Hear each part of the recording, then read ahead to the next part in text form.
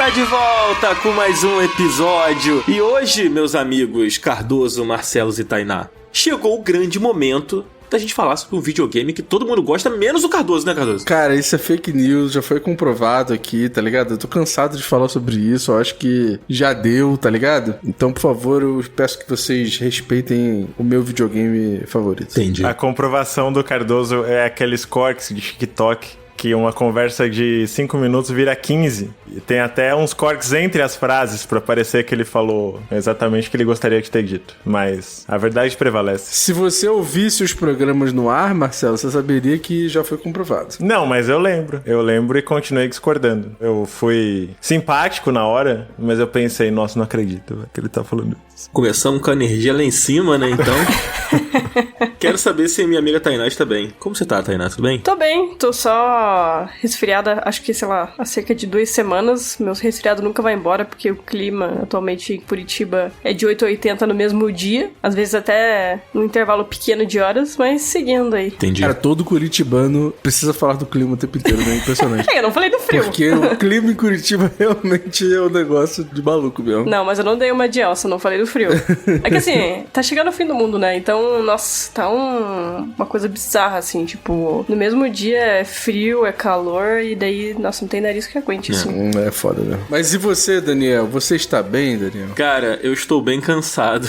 O quê? Breaking? Pois é, e desde a semana passada, no último programa que a gente gravou, eu tava com a voz horrível, né? E aí, depois daquela gravação, eu só piorei, cara. Eu tive febre no final de semana, e até ontem eu tava muito fudido. Aí hoje eu tô um pouquinho melhor. Consegui até fazer o Upsta de volta. Mas tirando isso, tô bem. Eu que sou amigo de longa data de Jogadan, Dan Schettini, conheço bem a dor abissal que esse homem sente toda vez que tem uma febre de 1 grau a mais ou 1 grau a menos. É uma coisa assim que poderia derrubar um elefante, mas ainda assim ele está aqui, é incrível. Pois é. A gripe básica de um homem hétero é uma das piores dores possíveis nessa existência humana. Exato. Exatamente. Eu acho que assim, na verdade, se você for colocar em escala, assim, né, de dor que um ser humano pode sentir, eu colocaria esse resfriado que eu tô, em primeiro, em segundo, a dor do parto, e em terceiro, não sei, alguma outra coisa, tipo perder uma perna, talvez, alguma coisa assim.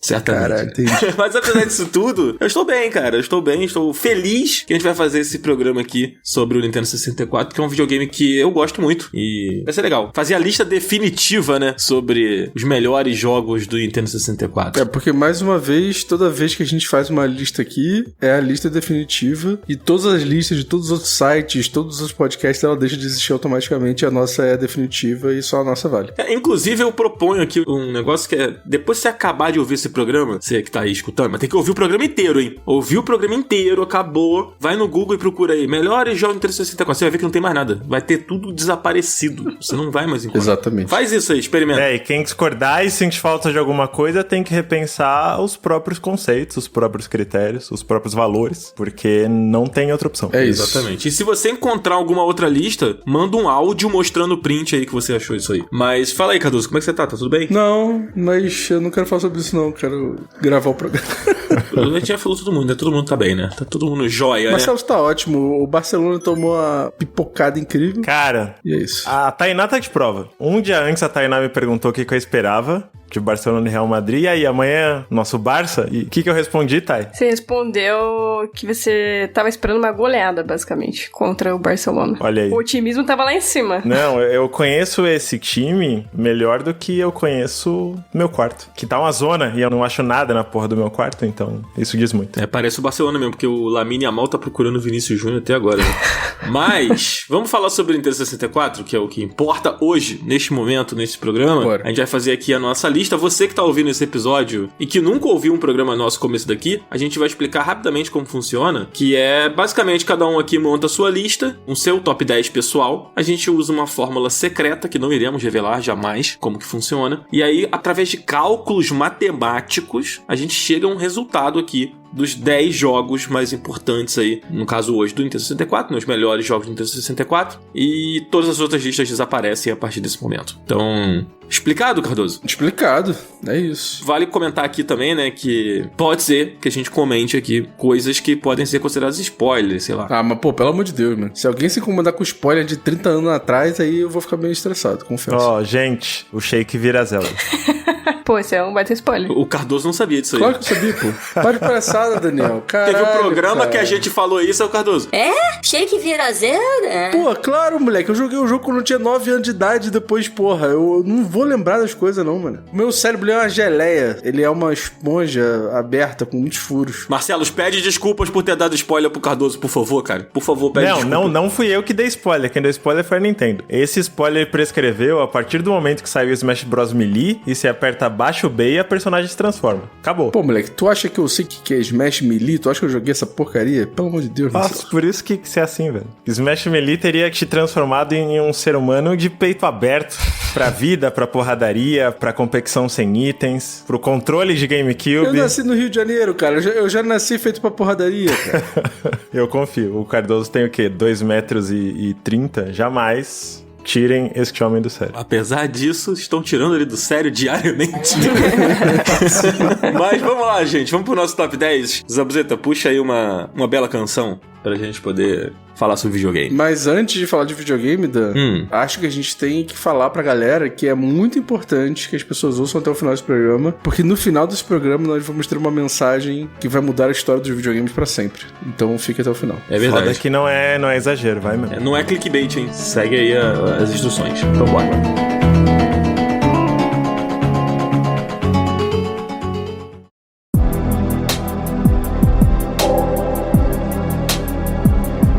Bora pra lista então, vamos falar o nosso top 10 de melhores jogos do Nintendo 64. Esse que é um top 10 prometido, né? Porque em outros programas de lista que a gente fez aqui no passado, a gente comentou sobre fazer do Nintendo 64. Se eu não me engano, o único que a gente fez de videogame foi do PS2? PlayStation 2, eu acho. A gente vai fazer de todos os videogames da história? Não sei. Se a galera quiser, né? Cara, o episódio de Jaguar vai ser incrível, hein? Eu ia falar que o top 10 do Zinix vai ser muito pico.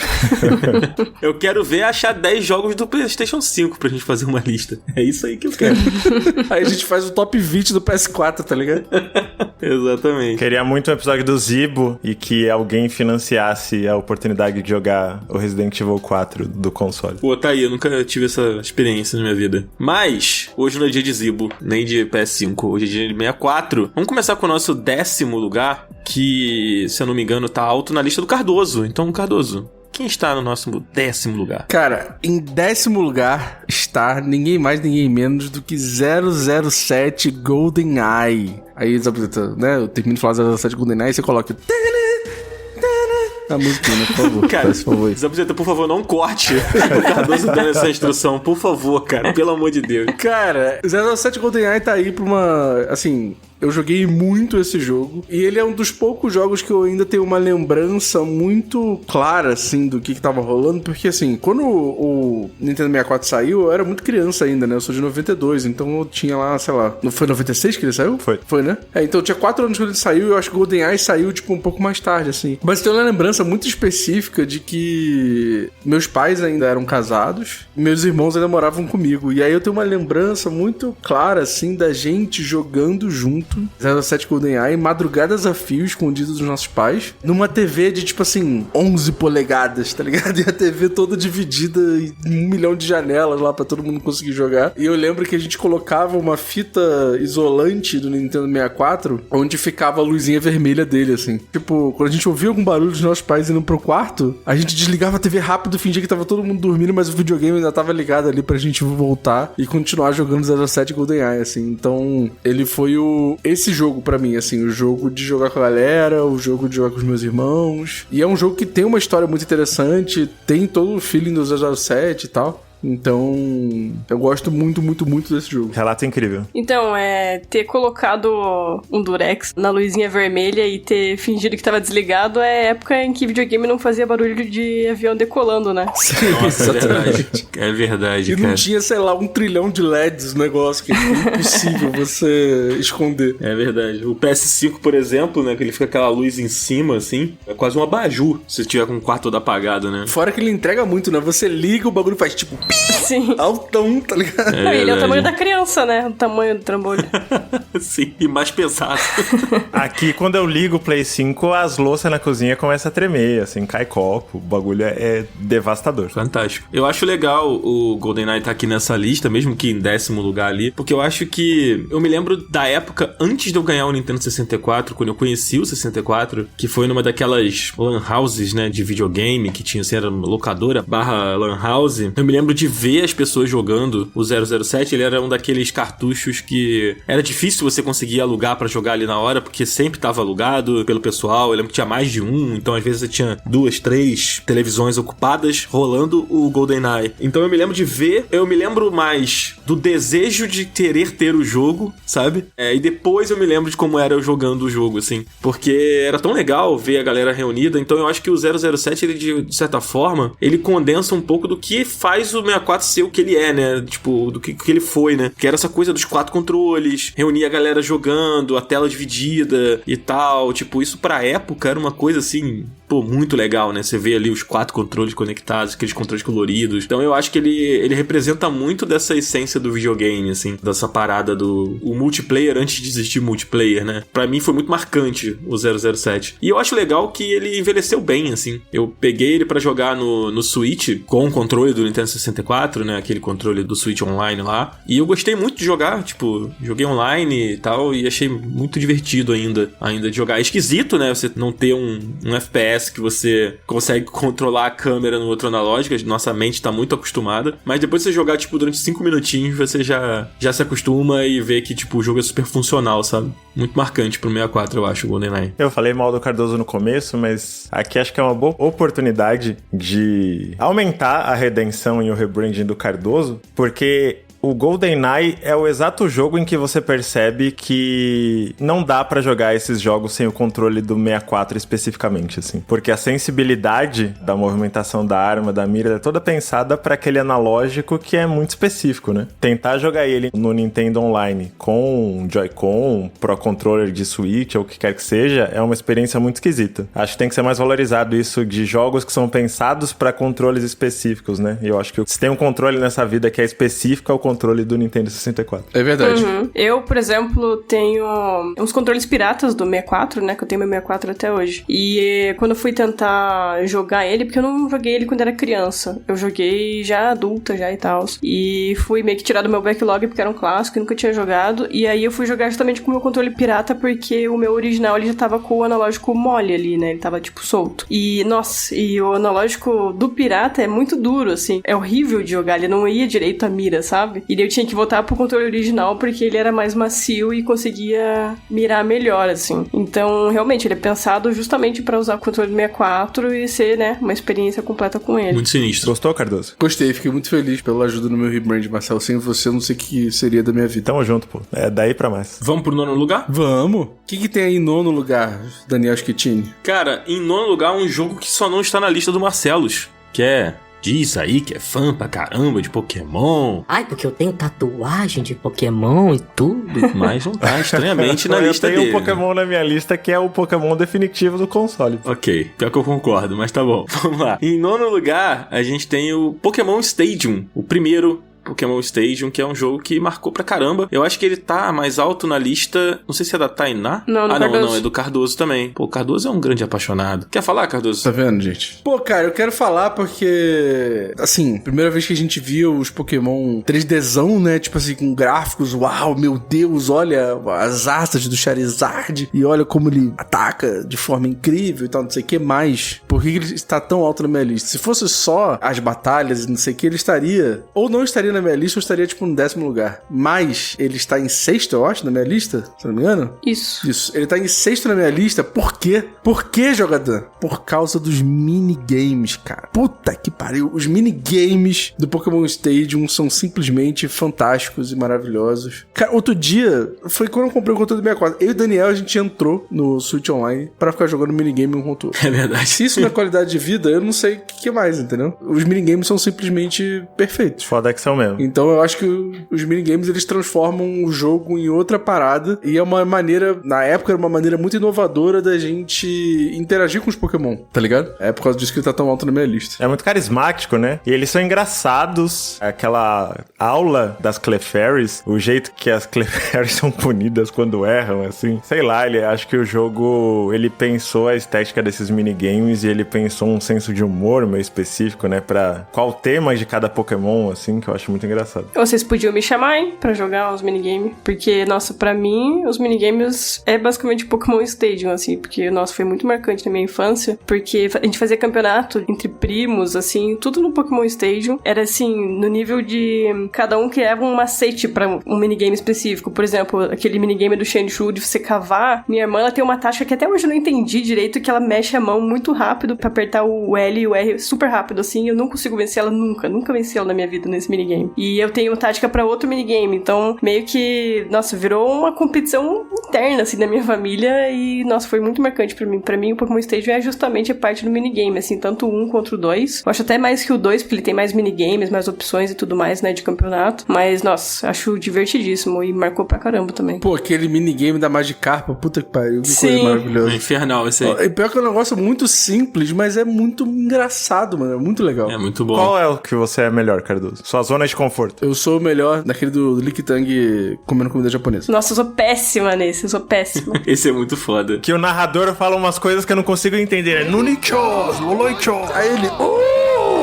É muito bom. Fantástico. Eu não sei qual é o minigame que eu era bom, mas eu lembro que era pior que aquele do Drowsy, mano. Meu Deus do céu. Pô, Nossa, esse é um até inferno. hoje eu não entendo. É foda. Esse aí não dá. Esse aí não dá. Esse aí eu sabia que ia perder. Pô, e o do Ratatá? Pô, absurdo. Tá muito bom. muito. Cara, dá pra gente fazer um programa só sobre os minigames do Pokémon Stadium. Sim. O que eu mais gostava era o que imita um Beyblade lá, que é o Hitmontop. Putz, aquele é muito bom, ele tirar da arena o outro. Mas esse acho que é do Stadium 2, né? Ah, esse Sim, é sim, esse é no Stadium dois, 2. É. Caralho, lembrei agora do Metapod. Puta que pariu, vi uma imagem aqui, que ódio. É, do Metapod é muito bom. O do Metapod eu sou bom, mas eu acho que eu brilho mais no das Clefairies. Pô, e o do Ekans? Ninguém... Porra, o do Ekans é muito bravo. O do Ekans é legal, é verdade. Porque tinha um jeitinho específico, tipo assim, você tinha que pegar o analógico e puxar só um pouquinho, não podia ser muito, porque senão a Ekans ia lá pra trás e tal. É. Porra, muito maneiro. Não é força, é jeito. Exato. Antes da gente passar pro próximo jogo, assim, eu só queria comentar sobre a coisa absurda. Eu não sei se vocês viveram isso na época, assim, né? Quando eu tive contato, quando eu vi isso na frente dos meus olhos a primeira vez, que é você conectar o seu cartucho do Game Boy naquele bagulho lá que você adapta pra passar os Pokémons pro Stadium. Cara, foi um negócio tão mágico, assim. Porque, tipo assim, tem aquela sensação que o Cardoso comentou de você ver os Pokémons em 3D pela primeira vez, e tem a sensação de você ter os seus Pokémons ali, né? É, brabíssimo. Passando pra parada. Cara, isso pra época, assim, é um negócio que acho que era inexplicável, assim, pra uma criança, sabe? Tipo, você tava acostumado com aquele jogo do cartucho, um gráfico preto e branco e tal, e tipo, de repente o seu bichinho que era só um sprite ali no Game Boy virava um bicho animado, tudo mais parecido com era no desenho, né? É meio a sensação de usar o Cabo Link pela primeira vez, né? É, verdade, o Cabo Link era incrível também. Porque eu lembro do bagulho do Cabo Link, eu sei que não tem nada a ver com o Nintendo 64, mas eu lembro de, tipo assim, no Cabo Link tinha uma animação do Pokémon passando pelo cabo, e aí a galera falava assim... Dá pra ver o Pokémon passando pelo cabo. Maravilhoso. Mas tá aí, Pokémon Stadium, nosso 9º lugar. Fantástico, incrível. Em 8º lugar, a gente tem o Paper Mario, olha só. Que é um jogo que tá na lista do Marcelos e da Tainá, se eu não me engano. Não sei em quem ficou mais alto, mas... Fiquem à vontade aí pra falar. Oi, ele empatou, na verdade. Pô, vocês não colocaram? Que papelão, hein? Nossa, Marcelo, pelo amor de Deus. Eu tava esperando pra ver se o Cardoso ia reagir. Quando vocês quiserem falar sobre Paper Mario, pode ficar à vontade. Não, que eu fiquei sem palavras aqui com a piada do Marcelo. Caralho, eu tô vendo aqui agora... O Marcelos roubou na lista mesmo ou é sacanagem? Por quê? Porque tem Crise. 2 números 5 na sua lista. Beleza, Marcelo. Tem? Que filha da puta! Caraca, Marcelo! Caraca, Caralho, mané. que filha da puta! Chama o VAR. É pra sair o Paper Mario, mané. Olha isso, cara. Que safado. Agora que eu vi, eu não tinha visto mesmo. Foi sem querer, né? Tá ligado? Não, lógico que foi sem querer. Chama o VAR aí, Daniel. Vai ter que... Porra, não tem como não. Vamos seguir, gente. É isso aí mesmo. Tá bom. Não, no ruim saiu o último dele ali, o 10º lugar. Que nem tá na lista. Que nem tá na lista, é. Que só ele colocou, né? Só ele que gosta dessas porcarias desses jogos aí. Enfim, vamos seguir. Vai lá. Cara, sempre tem que ter um golpe, mano. É impressionante, cara. Ah, logo quem? Logo, o que eu fiz de golpe? Eu nunca fiz nada, pô. Não. Caralho, quando passava algum jogo que tu não gostava... Não, esse jogo saiu no Japão 3 semanas antes e o nome era Então não dá pra mudar nunca. Não vou colocar nunca esse jogo na lista, porque tem que ser um jogo exclusivo, tem que lançar no ar. Isso aí foi o Marcelo roubando lá com Ace Attorney. Já esqueceu? Cara, bons tempos. Caraca, Marcelo, falou que é só você que fica roubando. Não, Marcelo é impressionante. ele- A torcedor do Barcelona é tudo igual, cara. Impressionante, cara. O apelido de Tadam veio de graça, né? Foi um delírio. São artimanhas da oposição. Só acho que assim, Paper Mario é tão bom que vocês estão há 5 minutos falando de qualquer outra coisa que não é Paper É Mario. mais legal falar sobre as tramóias do que falar sobre a porra do jogo. Fala aí, Marcelo, vai. Não, eu dei as honras pra Tainá Garcia. Ela já tava a postos. Que papelão, hein? Bem, você até roubou pra colocar o Paper Mario, você realmente não quer falar? Eu acho que o Mario faz um ótimo papel nesse jogo. Vamos pro próximo, foda-se. Vamos pro próximo. Paper Mario é o 8º aí, galera. Vamos pro 7. Não, porra, a Tainá quer falar com certeza. Fala aí, Tainá. Já que o Marcelo não quer falar, fala aí. Eu coloquei ele, pelo menos na minha lista, né, sem roubar, que nem o Marcelo, porque foi meu primeiro RPG, assim, que eu joguei criança e também foi um dos jogos responsáveis por eu aprender inglês com videogame, porque ele tem uma linguagem, assim, não é super complexo, assim, só que ele tem termos, não é complexo é a palavra que eu queria usar, mas, assim, com o dicionário você consegue ir entendendo aos poucos o que tá rolando e tudo mais, era justamente o que eu fazia quando era pequena. Foi meu primeiro RPG e também me ajudou pra caramba pra aprender inglês e, pô, o humor dele eu acho fantástico, o combate em turno também acho super divertido e eu não sou muito do combate em turno, mas de forma geral, assim, é um jogo que é basicamente o meu comfort food, assim, de se eu tô me sentindo mal, eu posso, sei lá, fazer uma comida que eu gosto, minha comida favorita e jogar Paper Mario que eu já fico renovada, assim. Então, basicamente por isso que eu coloquei ele na minha lista em 5º lugar aí. Eu acho importante isso que a Tainá tá falando, porque as pessoas ficam o tempo inteiro reclamando da Nintendo, falando, a Nintendo não traduz os jogos, a Nintendo, pô, fica botando tudo em inglês, mas a Nintendo, ela quer ensinar inglês pras pessoas e pras crianças de hoje em dia. Então, por favor, vamos respeitar aí, vamos parar de reclamar que a Nintendo não traduz os jogos. Grande realidade. Queria comentar, posso falar, Gui? Paper Mario? Vai lá, vai. Eu acho que o jogo, ele é um dos melhores jogos pra você vivenciar o mundo e os personagens do Mario, que geralmente eles ficam em segundo plano nos jogos de plataforma, né? Por mais que eles tenham muito carisma, que seja tudo muito vibrante, você realmente conhecer, sei lá, uma vilazinha de Koopas, ou fazer amizade com um Goomba de verdade, e você conhecer questões menores daquele mundo, daquele reino, eu acho que os RPGs do Mario e Luigi menos, mas acho que o Super Mario RPG e esses primeiros jogos de Paper Mario, eles trazem muito essa sensação, né? Em vez de você correr por aquele mundo pulando por plataformas, você tá realmente conhecendo contextos e personagens, e isso quando eu era pequeno era muito mágico. E o Paper Mario eu acho ele muito importante também por ter esse papel introdutório, né, de RPGs que a Thay tava falando, porque ele mastiga muito os itens, o HP não é na casa de centésimos, você não dá um golpe e tem 350 de dano, é 20 o seu HP, e aí você tem 2, e aí você vai aprendendo a lógica dessas coisas de um jeito bem mais acessível, fora a parte de ritmo, né, que é herdado de Mario RPG, mas eu acho que se a Nintendo não tivesse por conta própria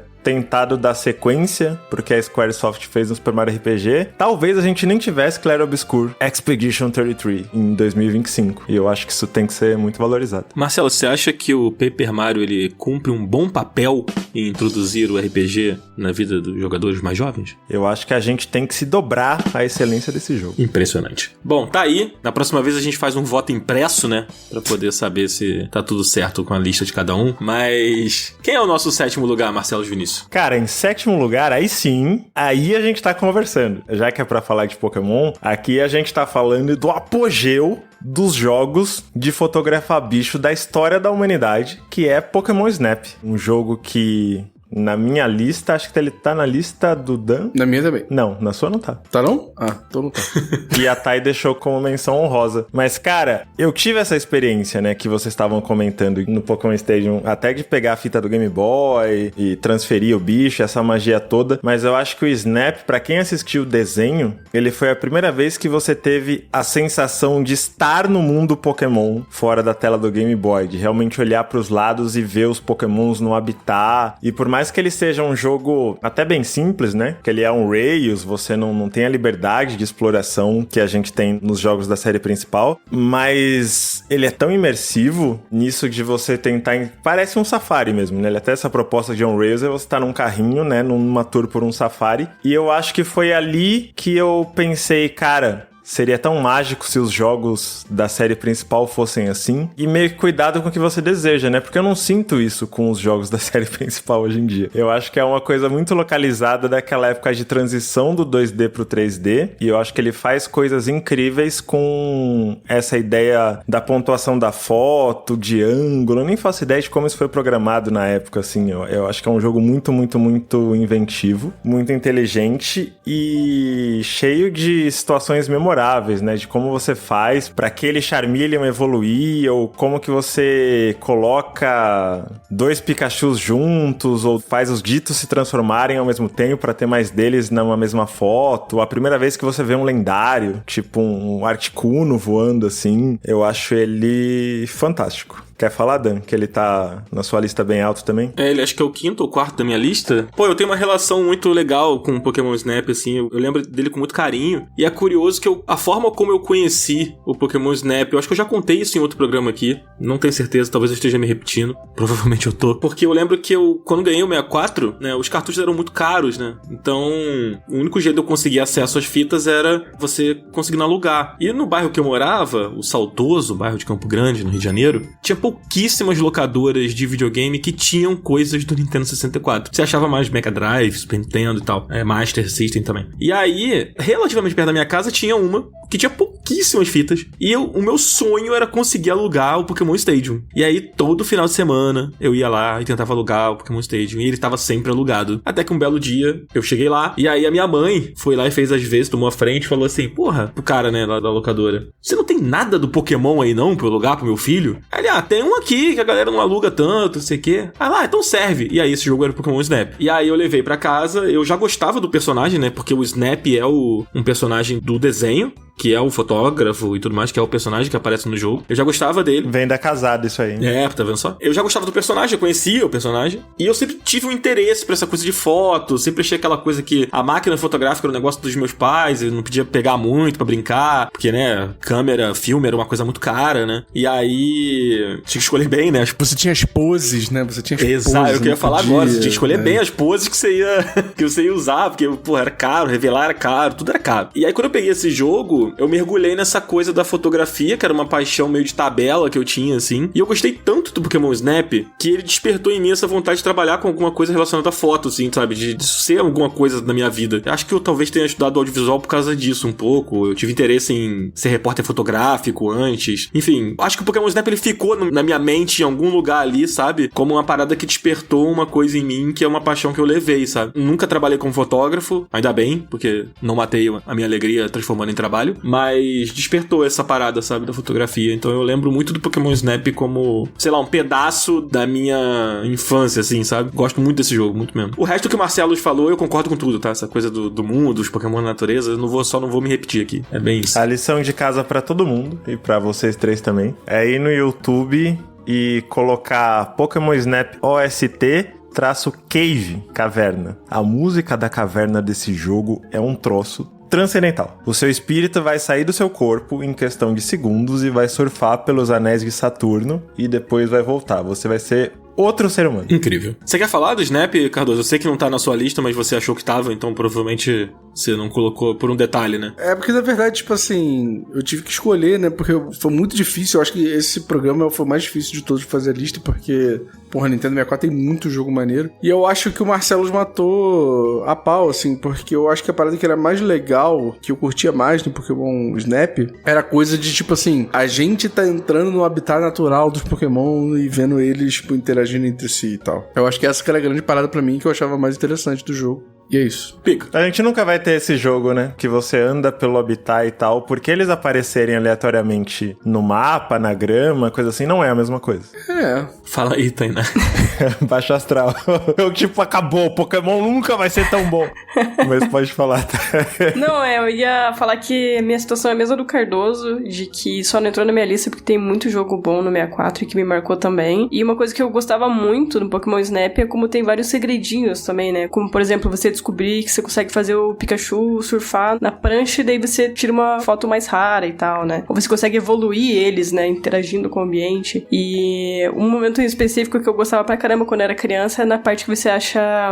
eu acho que era um monte de Charmander, porque eles vêm e começam a berrar na sua tela e interagir diretamente com você, assim. E eu acho que ter jogado isso quando era criança, assim, né? É realmente ver uma perspectiva diferente dos Pokémons, né? E me marcou bastante. Só realmente não entrou na lista porque Nintendo 64 tem uma biblioteca, né, relativamente pequena de jogos em comparação com os outros consoles da Nintendo, mas, pô, só tem pedrada. É verdade. Bom, e quem é que tá em sexto, Tainá? Então, em sexto lugar, nós temos Super Smash Bros. E eu imagino que o Marcelo vai ter muito pra falar sobre esse jogo. Ah, não.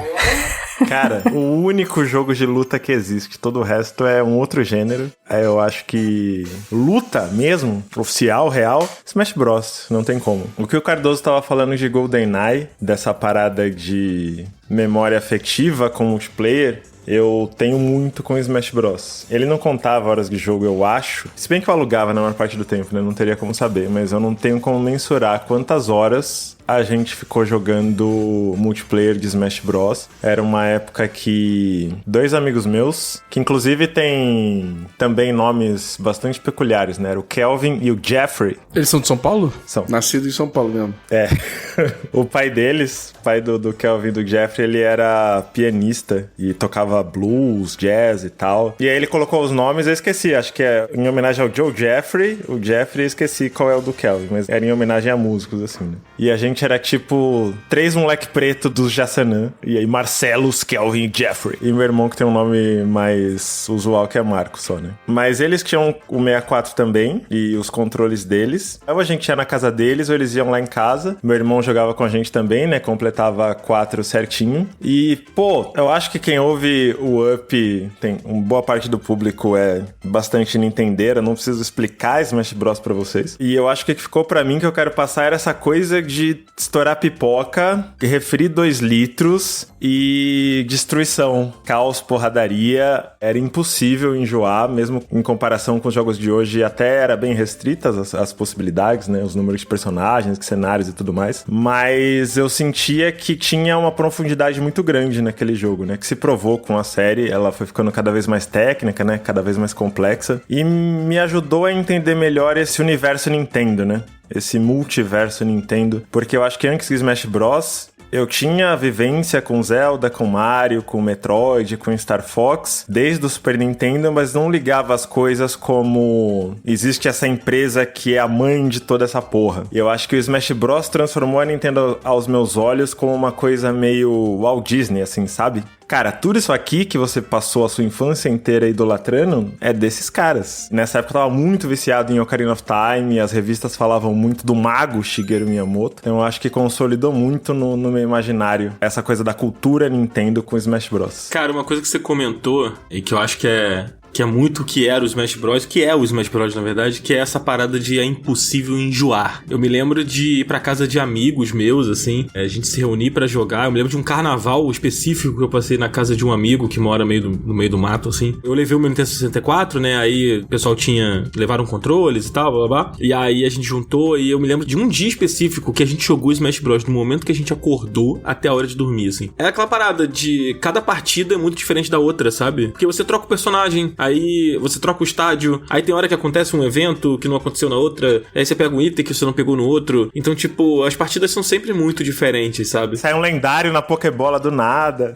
Nossa, isso era muito legal, assim, caraca. Enfim, eu me lembro de ficar revoltado quando eu ia tentar pegar uma Pokébola e alguém pegava a Pokébola primeiro. Eu ficava com uma raiva disso, sabe? A porra do martelo. Pô, era muito bom, cara. Smash Bros. do 64 Talvez ele tenha sido o que eu mais joguei da franquia. Tenha sido do 64. Entre idas e vindas, assim, acho que foi o que eu mais joguei. Cara, vou falar uma coisa polêmica. Fala aí, Cardoso. Eu acho que eu gosto mais do Smash Bros. Do Nintendo 64 do que o último Smash Bros. Aí, do Nintendo Switch. Não sei se é polêmico, porque ele tem uma comunidade muito viva, né? Menos que o Melee, mas ele é muito jogado até hoje, inclusive competitivamente. Pô, eu acho ele simplesmente fantástico, assim. Um dos melhores jogos de luta que eu joguei na minha vida. E é super atual até hoje, assim. Jogar ele hoje é tranquilão, assim. As mecânicas e tal, tudo redondinho. Eu concordo. Eu acho os sprites muito bonitos dos personagens. Sim. A modelagem dos personagens e tal. Tipo, pô, aquele Jigglypuff, ele inflando, assim. Pô, é tudo muito maneiro, assim. Eu adoro o visual desse jogo. Incrível. E ele chamou minha atenção, acho que eu e de muita gente, né? Pro personagem do NES e pra Earthbound como uma dessas franquias importantes da Nintendo, né? Que até então eu nunca tinha alugado, eu não tinha nenhum contato com a série. E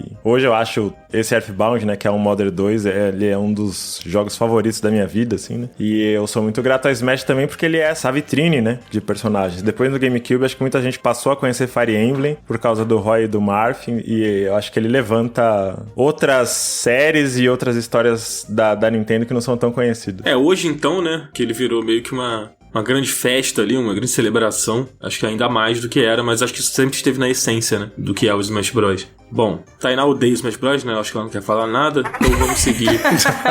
Não, vocês falaram tudo, mas é que assim, eu não sou muito do jogo de luta, assim. Então, não tenho tanto apego. Basicamente os Smash Bros, mas eu não odeio. Você odeia o Sakurai, coitado. Eu gosto mais do Melee, sendo sincera. No geral, assim. Aí a gente tá falando do Street Fighter 3 Third Strike dos Smash Bros. Vai, Dan, não me faz falar de Melee, senão o episódio vai ter 3 horas. Tá bom. Então tá, Smash Bros. 6º lugar. Em 5º lugar, nós temos um jogo aqui que ficou bem posicionado na minha lista e na do Marcelos, eu acho também, mas aí também tá na do Cardoso. Na minha também tá. Que é o Star Fox, né? Star Fox 64, que é tranquilamente um dos melhores jogos de todos os tempos, né? Quem não concorda com isso tá maluco, né? Cara, foi a última vez que a gente pôde ser feliz. É. Depois disso, foi tudo ladeira abaixo. Aspas muito forte. Cara, pior que eu tava conversando com o meu terapeuta não tem muito tempo e eu falei exatamente isso. Cara, acho que a última vez que eu me lembro de ter sido plenamente feliz foi quando eu joguei Star Fox Nintendo 64. Foi exatamente isso que eu falei. Exatamente. Eu sou seu terapeuta, não esqueça. Fala aí, Marcelo. Porra, eu acho que videogame tem alguns momentos canônicos, né? Claro que isso varia de pessoa pra pessoa, né? Mas tem experiências, tem certas evoluções, sei lá, tecnológicas que surgem, que elas explodem muito a nossa cabeça. E pra mim, a segunda fase de Star Fox 64, quando tem aqueles... sei lá, asteroides, cometas colidindo na sua frente e com o Rumble Pack e o controle vibrando enquanto você ou breca ou acelera a sua nave, assim, esse é um momento que ficou tatuado na minha alma. Pra mim, era extremamente mágico. O jogo em si, ele é muito viciante. Ele te convida a rejogar 2 milhões de vezes, a se aperfeiçoar, a explorar outros caminhos, mas eu acho que como tava muito recente nessa coisa do... tanto o Nintendo 64 era um console muito recente, mas acho que mundos tridimensionais eles estavam evoluindo muito rápido. Porra, tudo, a lava, o espaço, a parte do submarino, o tanque, nossa, quando você dá um rasante na água e tem um reflexo da sua nave e a asa deixando um rastro na água, assim, porra, vai se fuder, não fica melhor do que isso. É o que o Cardoso falou. Ali foi o apogeu, não tem mais pra onde ir. Cara, sabe o que eu acho muito pica desse jogo? Diga. O voice acting dos personagens, mano. Puta, isso pra mim era o ápice. É quase tão bom quanto o do Pokémon Legends EA, cara. Quase tão bom. Exatamente. Faltou muito pouco pra ficar tão bom quanto o do Pokémon. Cara, quando o Pepe falava, pra mim era simplesmente fantástico. E deixar o Sleep morrer, cortava o coração. É, cara, nossa. quando admitiam, do a barrel roll! Pô, vai se fuder, muito bom. Eu acho, inclusive, que minha paixão por derrotar chefes começou no Star Fox, porque eu acho um chefe melhor que o outro, assim. É demais, né? Principalmente que ele dá mãozinha, nossa, é incrível. incrível. Pô, é muito bom. O primeiro chefe, ele fala de um jeito tão engraçado, quando a nave dele vai explodir, que ele fala, Who are you guys? E aí eu falo, We're Star Fox. Aí eu, isso mesmo, caralho, aqui é Star Fox nessa porra, seu vagabundo. Cara, sabe o que é muito pica desse jogo? É que é muito estiloso, tá ligado? Demais. Ele é um jogo que tem um molho que até hoje a Nintendo não conseguiu ter em nenhum outro jogo, tá ligado? Os personagens são extremamente carismáticos, a direção de arte é extremamente estilosa, as naves são maneiras. Pô, é muito foda esse jogo. É incrível mesmo. Cara, saudade. E o pai do Fox, que é literalmente o Fox de óculos escuros, parece que é a entidade Sim. mais foda do universo. Pô, o Falco, moleque. O Falco é absurdo. Tem como. Toda vez que o Falco aparecia, eu ficava todo emocionado. Pô, saudade. Star Fox é muito bom. Era um dos meus jogos prediletos, assim, tranquilamente, no Nintendo 64. E não tem muitos anos que eu, tipo, peguei ele pra jogar no 3DS. Acho que foi na pandemia isso. Eu peguei ele pra jogar no 3DS de novo. E tinha muitos anos que eu não jogava, assim. Então, algumas coisas você esquece, né? Naturalmente. Aí eu botei pra jogar, cara, na mesma hora, parece que eu liguei um botão na minha cabeça que eu me lembrava de tudo. Tipo, todos os caminhos, todos os negócios escondidos, as rotas que tinha que fazer, nanana. Eu fui lembrando de tudo, assim. É impressionante como tá gravado, sabe, na minha cabeça do Star Fox 64 inteiro, assim. É impressionante. Jogaço. Nintendo, por favor, deixa quieto Star Fox. Não faça merda de novo, não. Tá bom aí. Vamos pro quarto lugar? Aí a gente tá falando da Elite. Quem é o nosso quarto lugar, Cardoso? Que é o seu primeiro, né? Exatamente. Olha só. Que é o que vale. A gente vai parar a lista por aqui e a gente não vai falar dos outros 3 jogos que tem pra falar. Cara, a gente tá falando aqui da era de ouro da Rare. A gente tá falando de um dos jogos mais importantes da história da humanidade. Por quê? Sabe por quê, Dan? Por que, Cardoso? Porque foi o primeiro jogo que eu joguei. Ah, tá. Ou seja, se esse jogo não tivesse existido, eu não teria trabalhado com videogame. Pensando bem, eu acho que é melhor a gente tirar ele da lista e não falar mais dele, porque ele desgraçou minha vida. Estamos falando de Banjo-Kazooie. Porra, bom demais. Cara, eu já falei essa história aqui, mas não sei se a Tainá estava no Up nessa época. Mas o Banjo-Kazooie, ele foi literalmente o primeiro jogo que eu joguei na minha vida, por uma razão muito curiosa, assim. Tu já sabe essa história, Tainá? Eu acho que você contou, mas não vou lembrar com detalhes, assim. Tá, então o que acontece? Eu tenho um irmão, que ele tá vivo, né? Então tem que falar que tem, que na época de infância ele era um pouco revoltado com a minha existência. Ele já pregou várias peças comigo, ele era um cara meio maluco comigo, assim. Teve algumas vezes que ele já colou peça de Lego no meu pé. Literalmente. Não foi tipo, ele colocou embaixo do meu pé. Ele literalmente colou Lego no meu pé. Eu tomei 3 pontos no supercílio porque ele bateu com a minha cabeça na parede. Então, assim, tem várias situações. Que agradável. Super saudável, super tranquilo. Exato. Relação de irmão, aquela coisa. Tipo assim, minha mãe fala até hoje, é normal. Enfim. Praticamente o Banjo-Kazooie. Ele tava jogando no Nintendo 64, porque só ele podia jogar. E aí, ele não estava conseguindo passar daquele momento do banjo, que é logo no comecinho, que você tem que apertar A 2 vezes pra usar o pássaro lá, né? O Kazooie vai...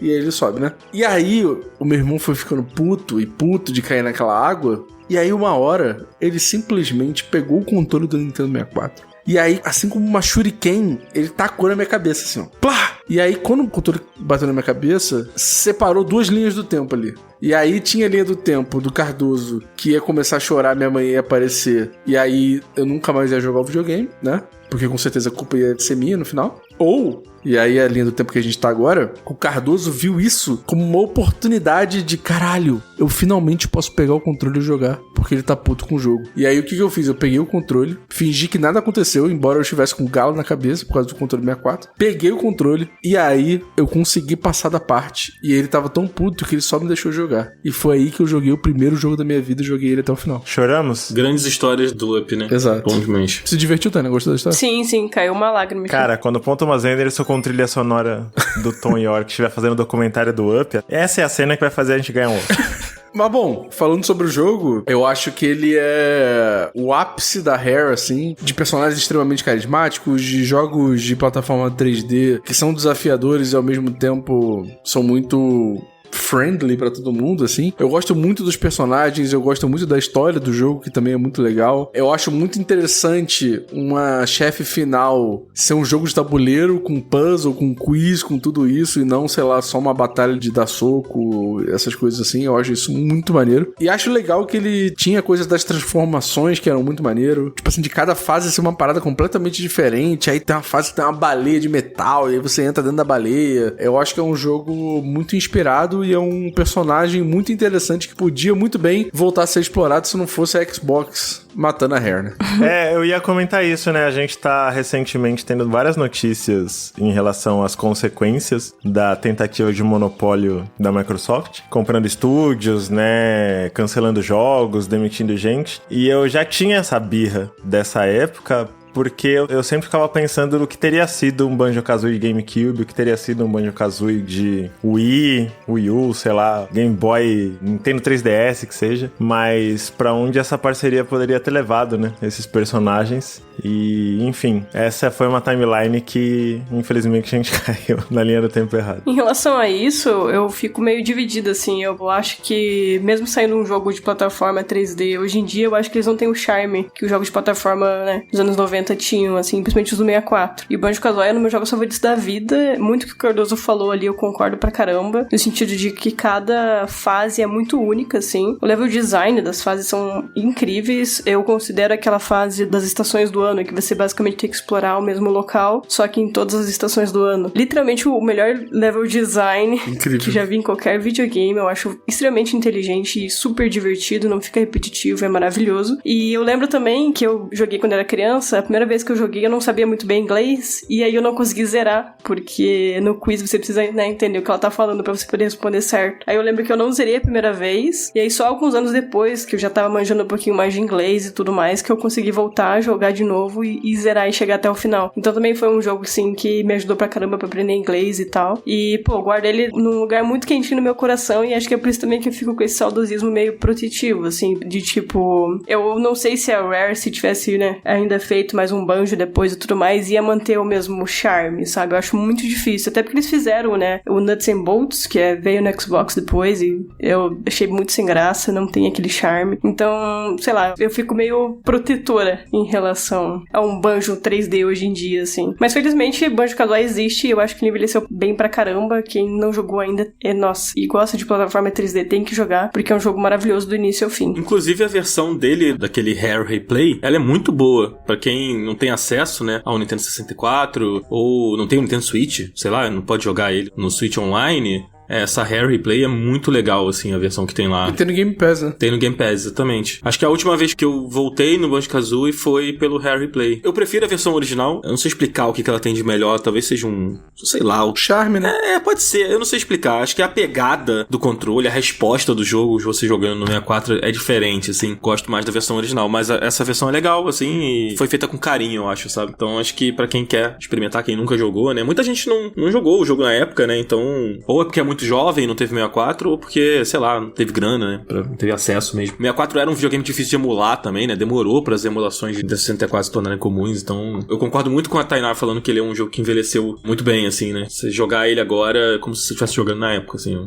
jogaço mesmo. Não, e a Tainá falou uma coisa interessante sobre eu não ter conseguido zerar. Sabe como é que eu zerei? Minha mãe me viu, né, jogando, então, sei lá, achou mó barato, eu tava gostando e tal. E aí eu lembro muito claramente de, tipo assim, de noite, eu e minha mãe, com um dicionário de inglês, porque ela também não entendia nada de inglês, procurando palavra por palavra pra conseguir terminar o jogo no dicionário de inglês, dicionário físico, tá ligado? Porque não tinha internet na época e tal. Então é uma lembrança muito gostosa. Pô, muito bom. Eu tenho sentimentos mistos. Você tava falando sobre a questão dos jogos traduzidos, né? Longe de mim romantizar a dificuldade, eu acho que é excelente os jogos serem traduzidos, mas o que me pega nessas coisas de jogar com dicionário, pra mim, era que a gente era pequeno e normalmente a gente tava compartilhando isso com alguém, né? E o que fica é a memória com a pessoa.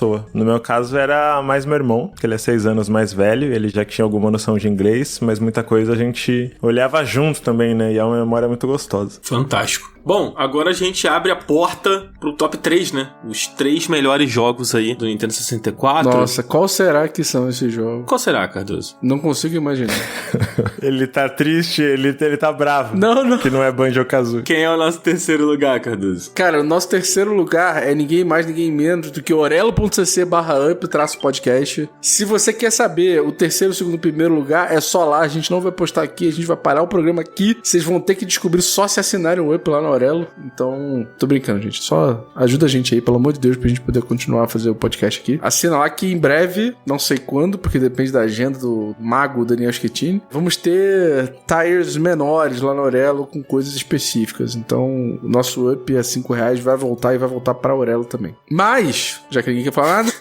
O terceiro lugar é um dos jogos mais esquisitos e mais darks que eu já joguei na minha vida, que é The Legend of Zelda Majora's Mask. E aí, Tainá, você que é a maior fã de Majora's Mask do planeta Terra. Fale mais aí. Então, não sei se contei já essa história, a minha história com Majora's Mask no podcast, mas vou dar uma resumida aqui. Mas basicamente, o que o Banjo-Kazooie é pro Cardoso, o Majora's Mask é pra mim. É por conta dele que, né, eu comecei a trabalhar com videogame e basicamente, que nem eu falei por cima aqui, né, o Nintendo 64 marcou muito minha infância. E assim, meu pai, ele era super nintendista, né, então eu acompanhava ele jogando e tudo mais e jogava depois sozinha. E o Majora's Mask foi um jogo assim que ele comprou e tal, jogou um pouco e depois eu tentei jogar sozinha e é um jogo assim que eu não sei explicar, mas ele me fascinou logo de cara, assim, ele me deixou muito obcecada com ele, porque ele era um jogo cheio de camadas, assim, ele era muito diferente dos outros. Os outros eram meio que lineares, linha reta. E o Majora's Mask era uma parada, assim, um labirinto, basicamente vivo, assim. E NPC tem agenda, você tem o looping de 3 dias, você tem essa pegada dark que eu sempre, desde pequena, gostei. Então,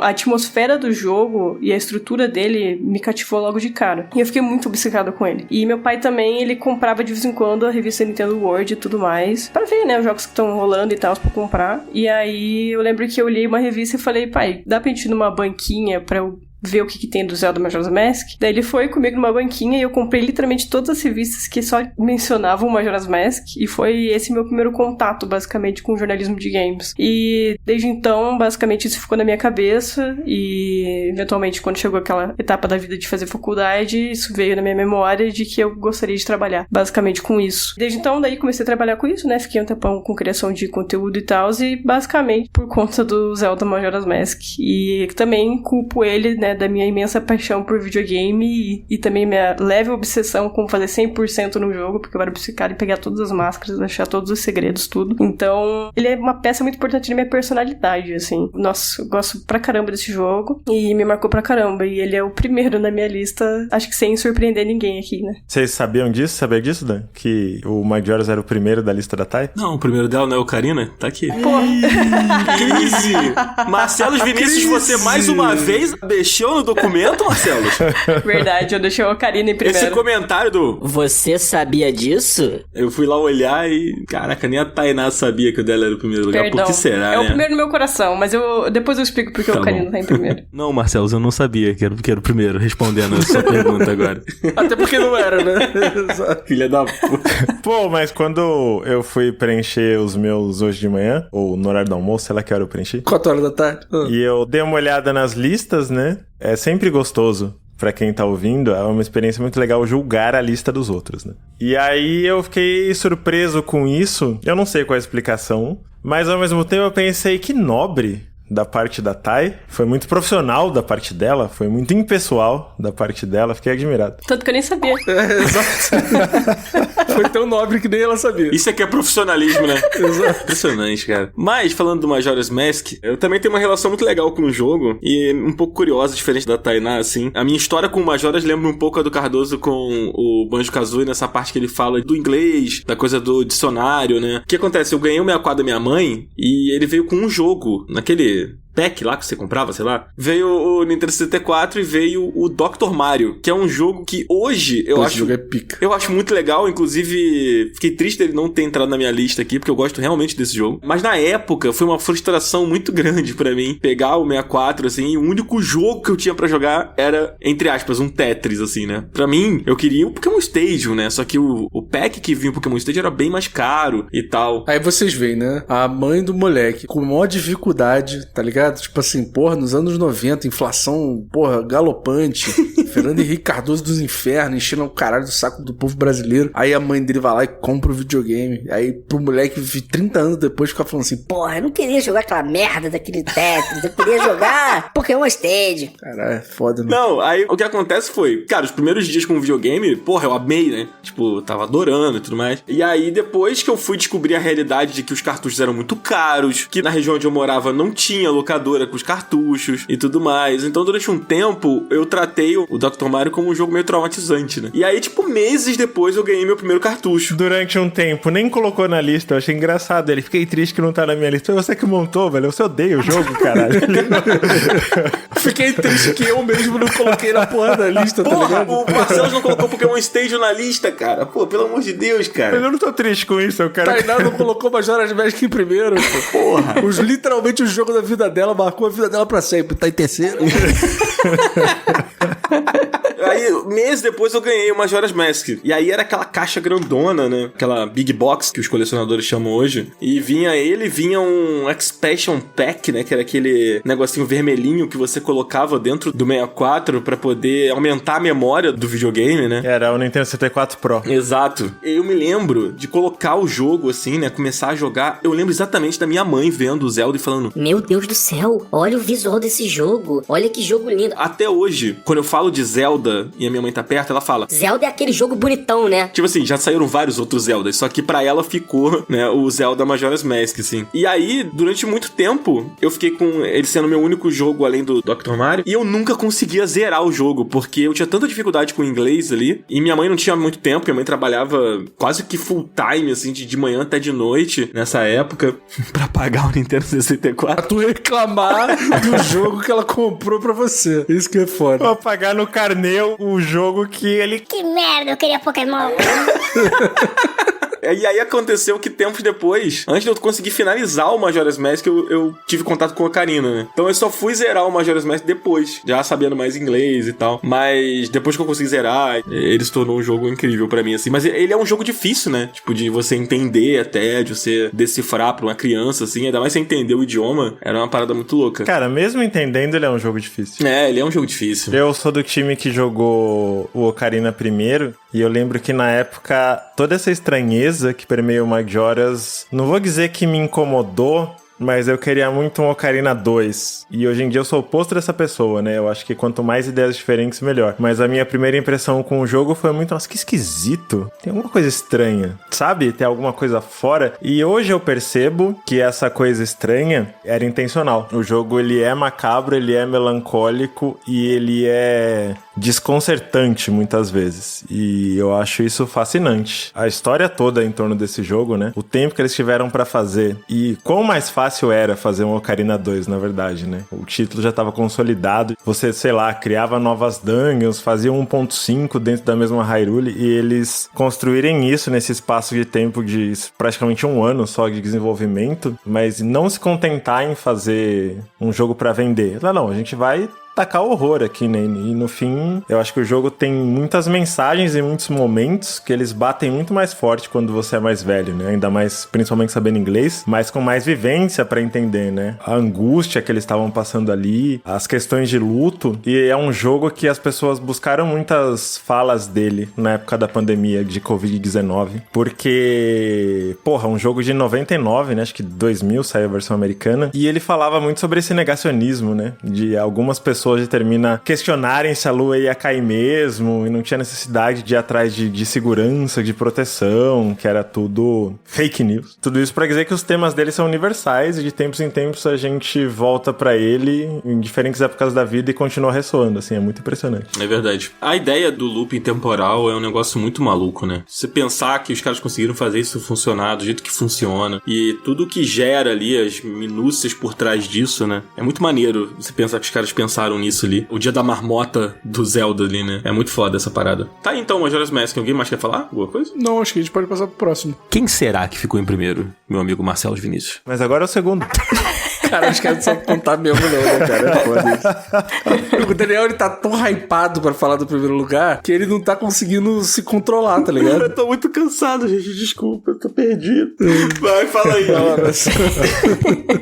Marcelo também não sabe. Ele foi abrir a lista pra ver qual ficou em segundo lugar. Cara, em segundo lugar ficou ninguém menos que Super Mario 64, pô. A gente precisa falar de Super Mario 64, real oficial. Eu acho que quem tá ouvindo vai falar, justo. Bacana, foda. Eu acho que eu já contei isso em um episódio passado, vou falar bem brevemente, mas o primeiro contato que eu tive com Super Mario 64 foi muito ajustado com o lançamento do console. Foi perto daquele Natal de 96 para 97, ou no máximo comecinho de 97, porque minha mãe trabalhava, ela tava trabalhando como balconista em uma loja de CD, que também tinha videogame e tal, e aí ficava um Nintendo 64 para testes no meio da loja. As pessoas podiam lá pegar o controle, jogar um pouquinho para ver como era, para ver se elas estavam dispostas a vender o carro e comprar o console. E aí um dia, minha mãe saía tarde, acho que a loja fechava tipo umas 9 da noite, assim, e aí eu fui com meu pai buscar minha mãe para ir pra casa e o videogame tava lá. Só que ela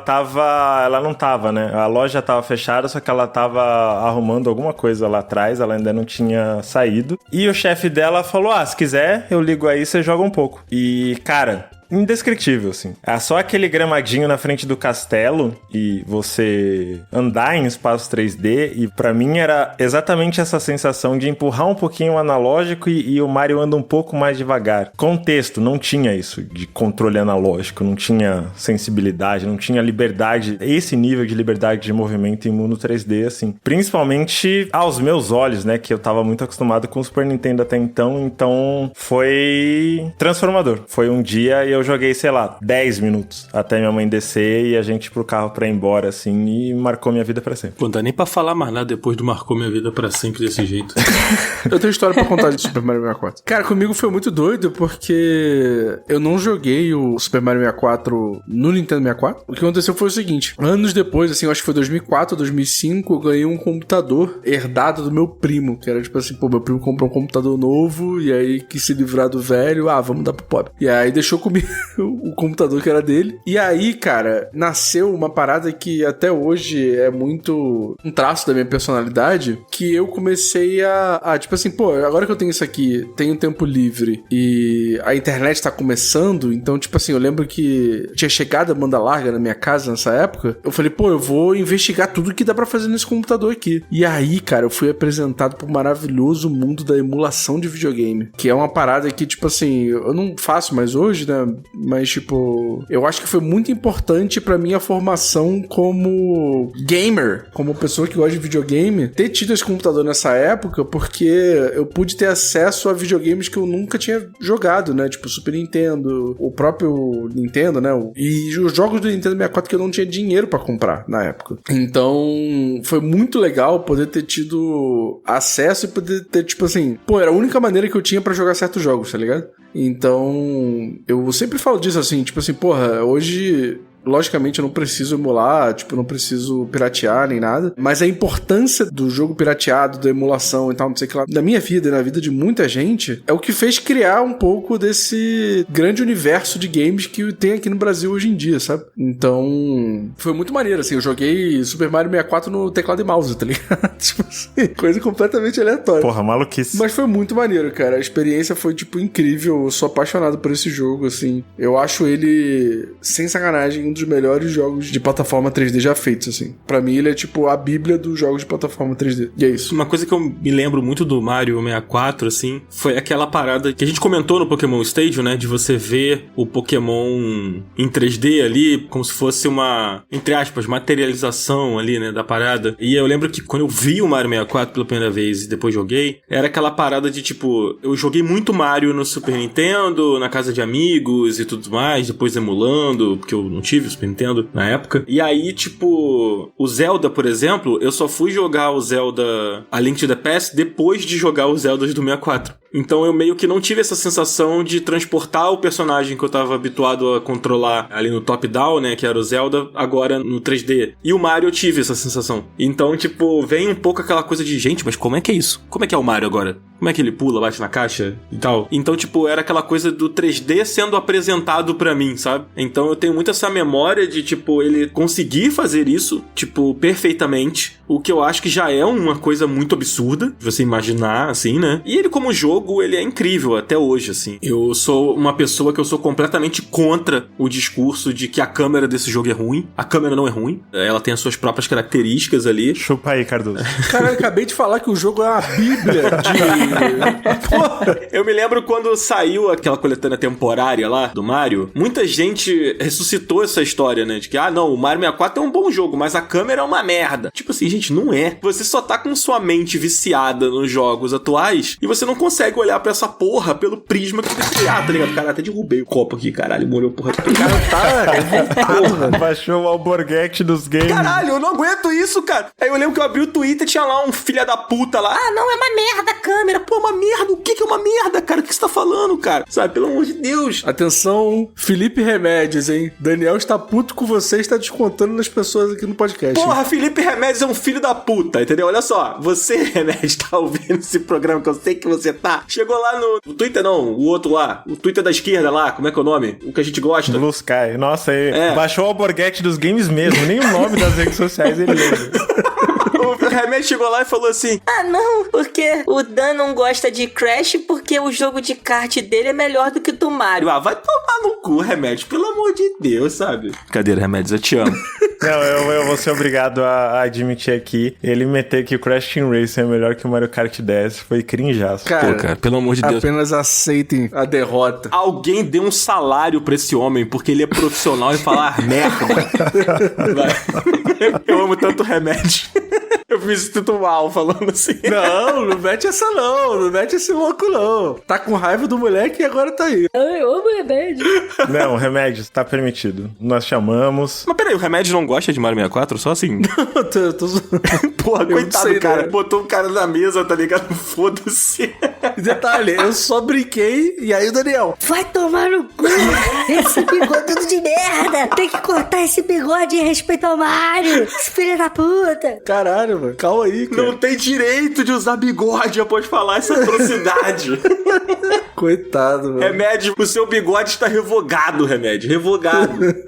Eu acho que não pode falar mal da câmera do Mario 64, porque o Laquito fica triste, né? É um dos poucos jogos na história da 10ª arte em que a gente realmente controla a câmera. São dois personagens, não é o Mario que você controla. Você controla o Mario e o Laquito com a câmera. Cara, Laquito é um nome muito escroto. Que isso? Me lembra Marquito, pô. É? Muito pica, mano. Nossa. Porra, muito O foda, Ratinho, tá jogando Ratinho plataforma 3D, cara. cara. Que merda. Tá aí, Mario 64. Horrível? Bom? Não, é maravilhoso. Tá na minha lista ali em sexto. Cuidado com o que você fala, senão tu não pode mais usar bigode. Vai sobrar pra mim. Não vou poder usar bigode mais. Não, eu gosto, Dan, calma. Beleza.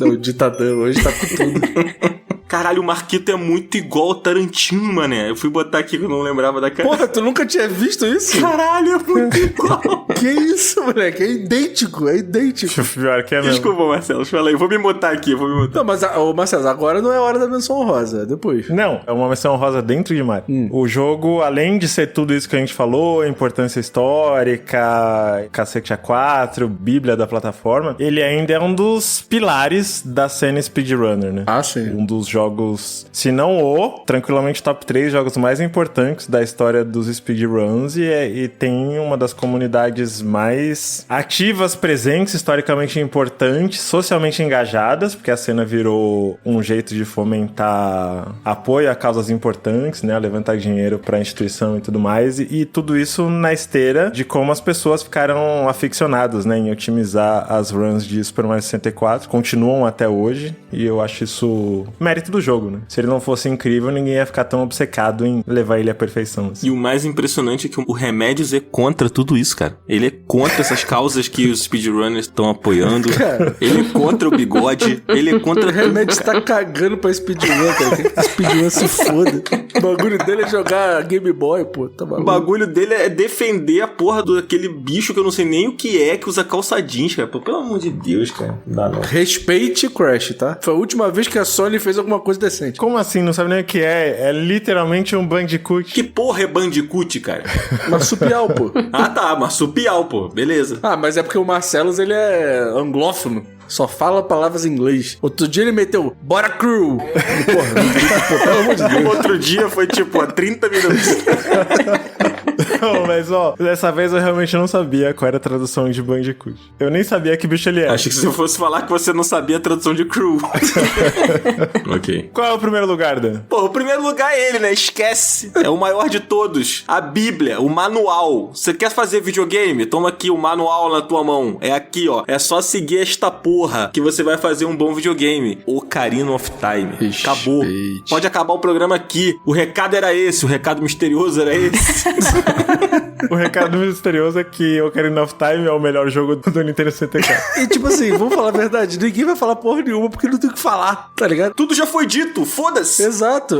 Tudo já foi dito, está na Bíblia. E qual que é a Bíblia? Zelda Ocarina of Time, é isso. Pera, a Tainá tem que falar, porque ela vai comentar Primeiro lugar porque da que é o lista primeiro dela. lugar dela. Agora você tem que falar do seu primeiro lugar, Tainá. Então, basicamente vocês falaram aqui já o porquê que tá em primeiro lugar, porque ele é um jogo perfeito e, pô, é um jogo que inspira jogos, gêneros até hoje. Pra mim, é o único jogo que fez a transição perfeita, né, do 2D pro 3D e estabeleceu não só uma estrutura que virou fixa, né, entre aspas, pra franquia de Zelda, mas também pra jogo de mundo aberto e vários outros gêneros também. Então é um jogo, assim, que eu não mudaria nada. Tá em primeiro lugar justamente pela importância dele, assim. Foi o primeiro Zelda que eu joguei e me marcou pra caramba. Tanto quanto o Majora's Mask, mas o Majora's Mask tem aquela camadinha mais pessoal, mas o Ocarina of Time é impecável, assim, pra mim, não é só o melhor jogo do 64, é o melhor jogo já feito. É a Bíblia, basicamente, que nem vocês falaram. Ó, aspas, amanhã na capa de todos os portais, Tainá afirma que o Ocarina of Time humilha Majora's Mask completamente. Horrorosa sequência de Ocarina of Time. Exato. Aspas, Ocarina bota Majoras pra mamar. Bota pra mamar. Garcia Tainá. 2025. Mamadas Mask. Não tem o que falar, tá ligado? É isso.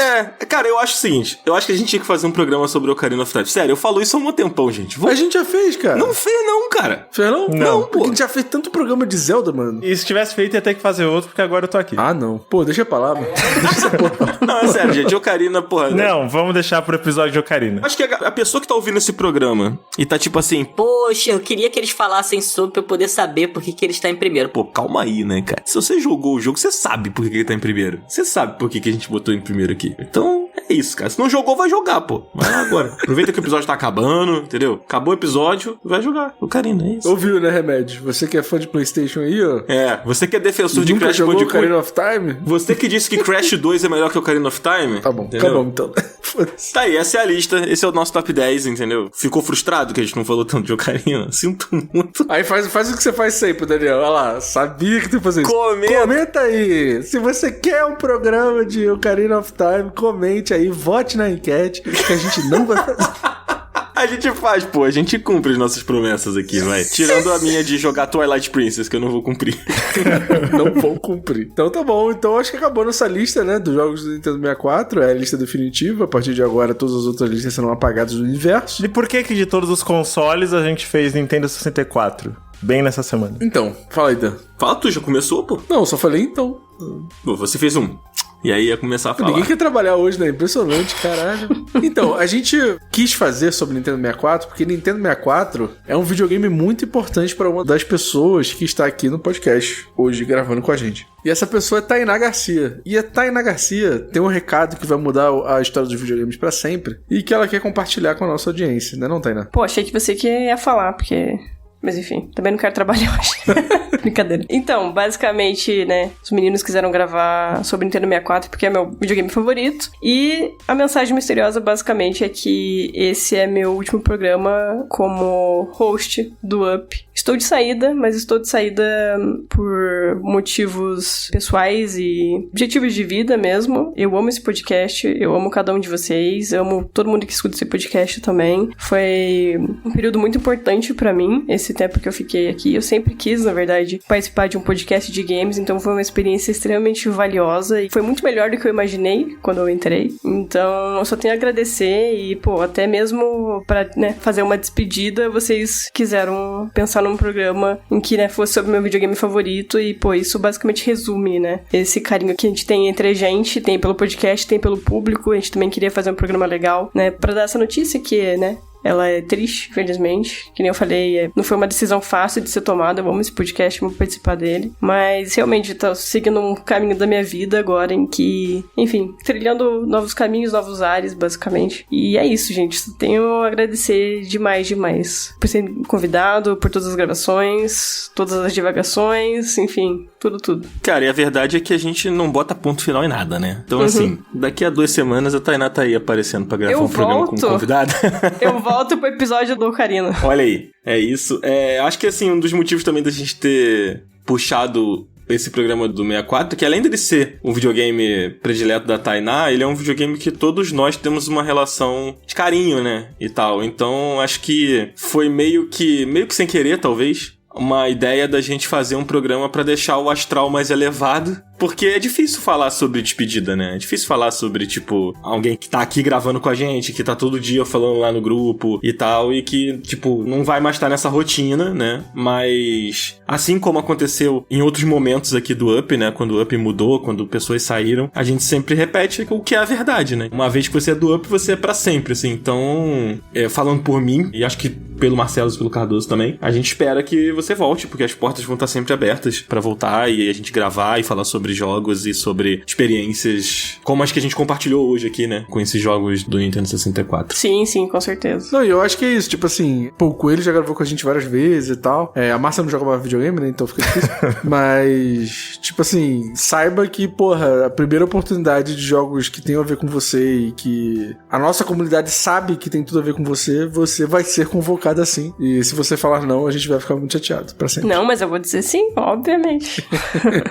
Mas só queria agradecer, na verdade, porque foi um período muito legal. Eu sempre quis que você estivesse no Up, eu sempre falei isso com o Dan, com o Marcelo e tal, porque eu acho você uma profissional incrível, sempre foi, sempre te admirei profissionalmente falando. Então, acho que foi a realização de um sonho trabalhar com você. Então, fiquei muito feliz e muito obrigado por isso. Bom, acho que a Tainá, pessoalmente falando, né, enquanto amiga, em relação à nossa amizade, ela sabe muito bem a consideração e o carinho que eu tenho, mas eu queria falar dela como profissional, né? O quanto que ela agregou no Up e o que ela trouxe pro podcast de uma visão de uma pessoa que passou tantos anos investida, né, em fazer jornalismo de fato, e eu acho que a Tainá tá saindo por motivos que pra vida pessoal dela é bom, ela tá dando novos saltos na carreira, com muitos planos na vida pessoal também, coisas muito legais. A audiência pode ficar tranquila em relação a isso. Mas eu acho que a Tainá sair do jornalismo pra alçar voos mais altos mostra como o jornalismo de games está em uma situação precária assim, né? Porque ter uma pessoa como a Tainá e não dar o devido valor é muito triste. Eu acho que ela é um exemplo do que eu acredito que eu trabalho com videogames, que eu trabalho em buscar e difundir informação, porque ele existe como ele deveria ser feito, e é algo que nenhuma inteligência artificial no mundo conseguiria fazer. E o que o Cardoso falou, e eu acho que o Dan também sente também, tudo isso que você trouxe e essa experiência de produzir isso junto com você foi muito especial. Pô, a gente só tem a agradecer, assim, de verdade, por todo esse tempo, e quando fizerem o episódio do Ocarina of Time, por favor, me chamem, senão eu ficarei bem chateado. Mas, de verdade, assim, eu agradeço vocês de coração, foi um período, assim, muito rico, assim, sabe? De forma geral, e não digo nem profissionalmente, mas pessoalmente também, ter um projeto como esse e ver como é, né, fazer um projeto assim. Então, pô, só tenho a agradecer, de verdade, gente. O episódio Shadow of the Colossus vai estar convidada também. O episódio, a pauta, a magia de Fumito Ueda. Nossa! A gente só não vai te chamar de Majora's Mask, porque deu pra ver nesse episódio aí que não é dos teus favoritos, né? Então... vai ficar pra próxima. Então tá marcado. Mas acho que é isso, né, galera? Acho que é isso, tamo junto, Tainá. A gente aguarda os próximos capítulos, que certamente virão. Boa sorte pra essa nova fase, que dê tudo certo, e que você volte aqui pra contar pra gente como é que as coisas estão. Bom, a quem tá ouvindo, muito obrigado por ter ouvido até aqui, e deixa aí nos comentários se vocês querem um programa sobre Ocarina, se vocês querem um programa sobre Shadow of the Colossus e Fumito Ueda com a Tainá. A gente vai fazer uma enquete aqui também. Se vocês querem um programa com remédios sobre PlayStation versus Nintendo. Isso aí não. Isso eu não quero, não. Gravar com remédio? Deus me Pelo amor de Deus. Depois do que ele disse, jamais. Mas é isso. Vamos ficando por aqui? É isso. Então valeu, galera. Tamo junto. Obrigado por tudo. E até semana que vem. Valeu, gente. Valeu, até gente. a próxima. Tchau. Forte abraço e Goemon é foda. Quem, cara?